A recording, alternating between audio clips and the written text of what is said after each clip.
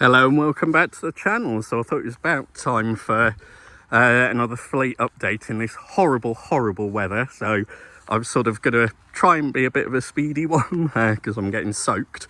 But also on this one, I just thought I'd do an update of what projects are going places, what's stalling, and just a few other bits. So you'll see Reg the 620 Ti is at a slightly precarious angle. So he had his MOT recently. We solved the power steering leak, as we've said in a previous video. So he's all good there. He has still got a typical TE series leak. I say typical, it's not really. Previous owner looks like he did something with a sump gasket. When you get it up in the air, it's all sort of nipped. So basically it needs a new sump gasket on it, which needs nicer weather than this. So it drips a little, but not as much as the pools that were coming out of it. But the reason he's got his backside in the air being rather on show, if I take you around the back, is after I probably can't get down low enough, but you'll notice his back box is no longer there. So yeah, after Ryan very nicely steam washed him at work to get all the guck off the underneath that had travelled down from the power steering leak, uncovered some quite serious rust on the back box. It survived and hung together for a little bit, but then it disassembled itself and started blowing. So you can't get, I wanted another factory one because the car's quite quiet. I like it being somewhat sort of stealth as he is. So I wanted a factory one ideally, but you just cannot find them anywhere now. So I had to sort of go universal with pipes that look around the same size because I didn't want it to look big boy racerish exhaust. It's baffled, but I think it will be a tad louder. But I'm hoping when it's fitted that it won't be too loud, because the whole appeal of Reg the Ti to me is he's very much a K car. And the police use them in standard form for obvious reasons. He looks like a normal car. He's very covert, but yeah, goes like stink. So yes, that's why Reg is in a very unflattering position at the moment with his arse in the air. So that's Reg. Apologise, I think the rain is already getting onto my camera. So if you see little dots in the video, that's why. Behind, projects that is actually progressing. So this is Ryan's 45 L Series TD. So this had a lot of work recently done on the suspension, all new bushes refreshed, new clutch in it, everything like that. It passed its MOT. Clutch started slipping because we fixed a lot of the leaks that were in it, and so it could actually put power down. So I think it was the original clutch at about 140 odd thousand miles. So new clutch is in, but when he took off the gearbox, I found there was a lot of pay in it. This is the PG1 as well, that's the same that's in Reg here, which also has play, but now somewhat mitigated. So did the gearbox, as usual when you strip things down.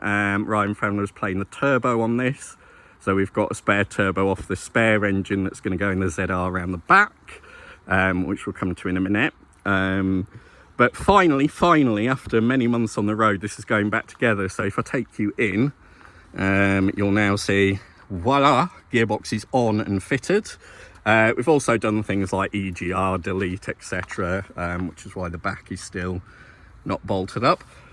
Excuse me. So EGR delete's done, etc. There's a manifold pipe that goes across here. Ryan's got a freer flowing one, so it should produce a little more oomph. There was a slight power steering leak on the back, so that just needs a O-ring in it, which is going to be got. Also, there was no history of the cam belt with the car. So looking at it and delving in, it looks like it was done about 100,000 and however many years ago. So because of our luck and obviously wanting to future-proof it, Ryan decided to do the cam belt at the same time. So that is all done and bolted back up together, cam cover back on. Yeah, fairly easy to do on one of these. It also had, in here is the pump for the diesel belt. Sorry, the belt for the diesel pump. So that's been done as well, because you can get them as a kit and it's best to do both so you don't lose your diesel pump if that degrades. So it all just needs to be buttoned back together and then bolted up. So I'm going to whiz round because the rain is getting worse. So project is actually moving. So as you can see, it's still got hubs and everything disassembled from the gearbox, but in the next few days they're going to be all bolted back up, and hopefully we can get this back on the road. So I shall move around the back without making you sick, hopefully. So hiding around the black and somewhat blocked in by the 45 is Ryan's Renault 21. So this is all good. He's just off the road for winter, so he doesn't get any of the horrible winter salt and dissolve any more than they may do readily. So this has been on the channel before. It's also been reviewed by Joseph Lloyd at Lloyd's Vehicle Consulting. Do have a look at his channel if you haven't. Projects that have stalled, the ZR. So if we move around the front, this is our dad's 2004 ZR with the same L series diesel in it, but you will see there is very much no engine. So this is the one that had some work done previously on it, did about 30,000 miles, or 40 even, and then somebody we think, just going to move in here out the rain somewhat, somebody we think had used the cam pulley to move something or whatever when they were putting the engine back together, because it had a £900 bill with it, and what it had actually done is cause stress in that bolt, which is a one-time bolt anyway if you were using it. The bolt sheared in half unbeknown to us, and then your cam pulley drops off, valves smash into head, generally undesirable. So this happened at idle when this, luckily when this one did it, but these engines, it wasn't really worth replacing it, so we have another one that we actually probably need to put inside now, but it is covered up in the relevant places. So that's a replacement L series engine, slightly high mileage, that came out of a car because the diesel pump had crapped itself. So the idea is this engine's going to go into here. We're going to use, we also got a spare gearbox with it, so that gearbox is going to be repaired because it has the same issue that they all do with regards to sloppiness. That also came with a spare turbo, which is on Ryan's 45 that we've just seen, but on our old engine we had a proper recon turbo in it less than 20,000 miles ago, so I'll zoom back out. That one will get put on here. Project stalled at the moment because Ryan's car out the front jumped to the queue, so at some point, hopefully, once Ryan's car's out the way, we can start getting the engine back onto this when the weather is not like this. Other stalled project that is waiting for me is Hannibal the Supra, that is currently acting as a table, even though I tell family members not to. Rust work as normal. You'll see videos of him on the channel. Unfortunately, it's just ground to a halt because I've been busy with work and the weather has been terrible and this garage doesn't have any heating. So I'm going to acquire a heated gilet and then get back on trying to track down some parts. So it needs probably a new fuel tank, which is extremely difficult to try and source. They're metal, so they rot. So I'm going to try and have to source from America if I can. So welding work, then we need to figure out what's going on with the head gasket at the front. But yeah, I was hoping to have this done in a year. It's already been in here a year. At the rate things are going, I could probably see it being a couple more years before I manage to get it back on the road yet, but is worth it and is kind of a slow burner one. So that's Hannibal the Supra. So I'll dive back out into the horrible weather again. And we'll go back around the front to look at a couple more other things, just as I give you a passing shot of the cars. So, oops, rather than you looking at the floor. There we go. So, MR2, Dad's project for when he's retired. This Astra we don't talk about, that needs crushing. Mark 1 Laguna is also something that is our dad's project, needs welding. Couple of strut tops and what else, couple of tyres, and then it should be MOTable, but he's just in the queue. We've got Ryan's Rover SD 1V8, that's the nut and bolt resto.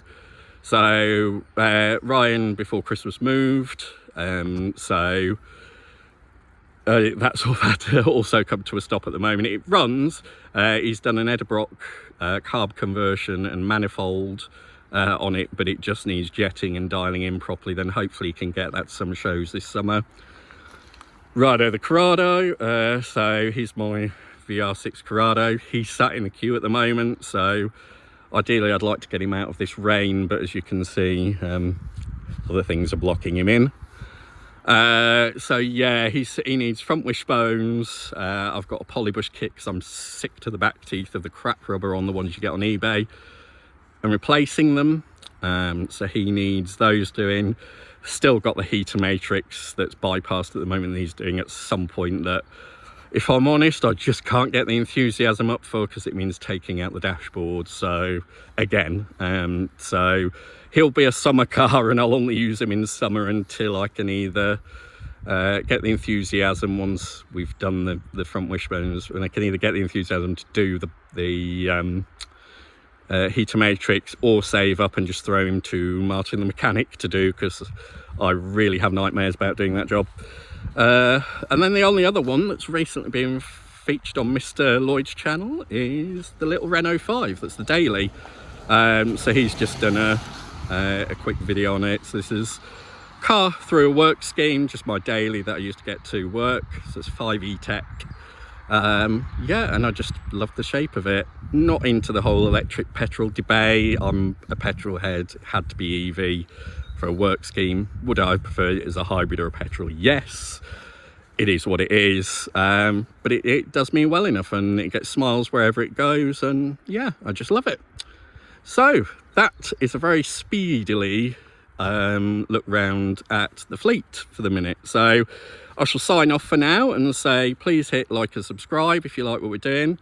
Yeah, check out Joseph Lloyd, who's driven a couple of the cars. He's got a couple of the really good videos on the cars. We'll be attending hopefully Festival and Exceptional, so see you all there if you're going to there. And hopefully the car that isn't here that I forgot to mention was Frederick the MGF. So he's got a clutch slave cylinder that's gone, so he's in my garage at home at the moment, waiting for better weather so we can sort that out. Once he's on the road, then I'm probably going to take him to Pride of Longbridge this year, and then look to move him on, because I wanted to try one, and there's other cars I wanted to try. So yeah, unfortunately of limited funds I do not have. So yeah, he has to go at some point. I've enjoyed him, but I'm fancying something big and wafty that could take the strain off Reg here, who's been the default for everything when it breaks. But yeah, as I said, thanks for watching. Do like and subscribe, and we'll see you all again soon. Bye for now.